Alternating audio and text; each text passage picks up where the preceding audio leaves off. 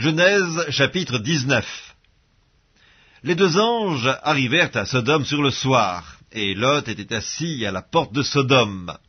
Quand Lot les vit, il se leva pour aller au-devant d'eux, et se prosterna la face contre terre. Puis il dit, « Voici, mes seigneurs, entrez, je vous prie, dans la maison de votre serviteur, et passez-y la nuit.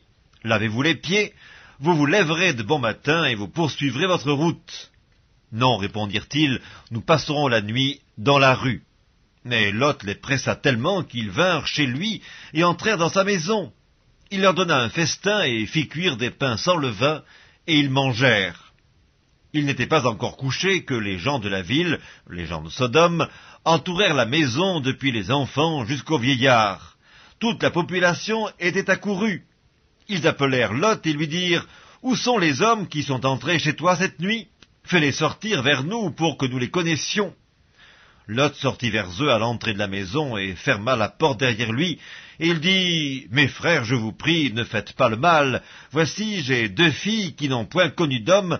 Je vous les amènerai dehors et vous leur ferez ce qu'il vous plaira. Seulement, ne faites rien à ces hommes puisqu'ils sont venus à l'ombre de mon toit. » Ils dirent, « Retire-toi. » Ils dirent encore, « Celui-ci est venu comme étranger et il veut faire le juge.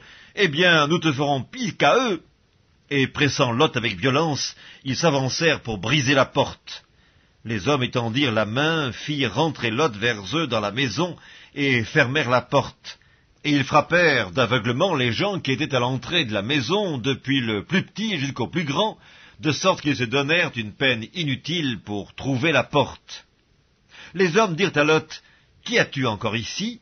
Gendre, fils et filles, et tout ce qui t'appartient dans la ville, fais-les sortir de ce lieu, car nous allons détruire ce lieu parce que le cri contre ses habitants est grand devant l'Éternel. L'Éternel nous a envoyés pour le détruire. » Lot sortit et parla à ses gendres qui avaient pris ses filles. « Levez-vous, dit-il, sortez de ce lieu, car l'Éternel va détruire la ville. » Mais aux yeux de ses gendres, il parut plaisanter.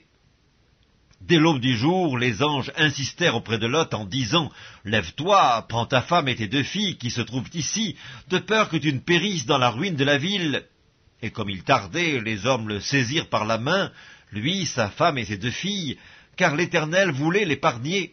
Ils l'emmenèrent et le laissèrent hors de la ville.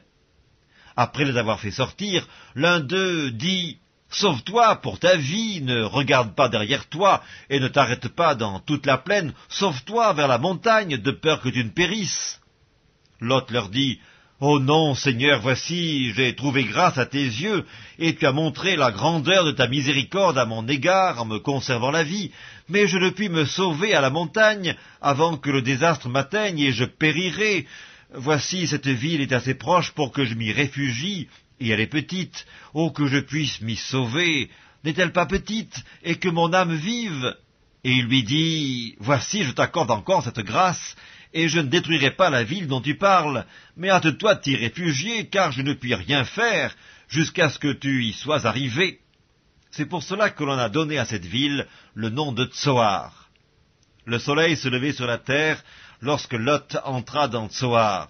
Alors l'Éternel fit pleuvoir du ciel sur Sodome et sur Gomorrhe, du soufre et du feu, de par l'Éternel.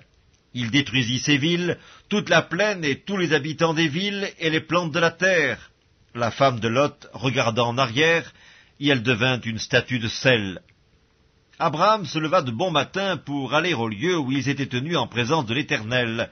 Il porta ses regards du côté de Sodome et de Gomorrhe, et sur tout le territoire de la plaine. Et voici, il vit s'élever de la terre une fumée, comme la fumée d'une fournaise. Lorsque Dieu détruisit les villes de la plaine, il se souvint d'Abraham, et il fit échapper Lot du milieu du désastre, par lequel il bouleversa les villes où Lot avait établi sa demeure. Lot quitta Tsoar pour la hauteur et se fixa sur la montagne avec ses 2 filles, car il craignait de rester à Tsoar.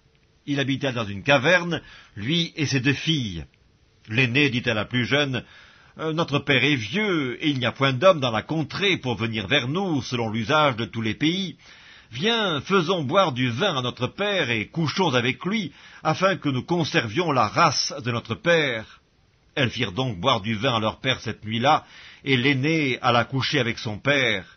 Il ne s'aperçut ni quand elle se coucha, ni quand elle se leva. Le lendemain, l'aînée dit à la plus jeune, « Voici, j'ai couché la nuit dernière avec mon père, faisons-lui boire du vin encore cette nuit, et va coucher avec lui, afin que nous conservions la race de notre père. » Et elles firent boire du vin à leur père encore cette nuit-là, et la cadette alla coucher avec lui. Il ne s'aperçut ni quand elle se coucha, ni quand elle se leva. Les deux filles de Lot devinrent enceintes de leur père. L'aînée enfanta un fils qu'elle appela du nom de Moab, c'est le père des Moabites jusqu'à ce jour. La plus jeune enfanta aussi un fils qu'elle appela du nom de Ben-Ammi, c'est le père des Ammonites jusqu'à ce jour.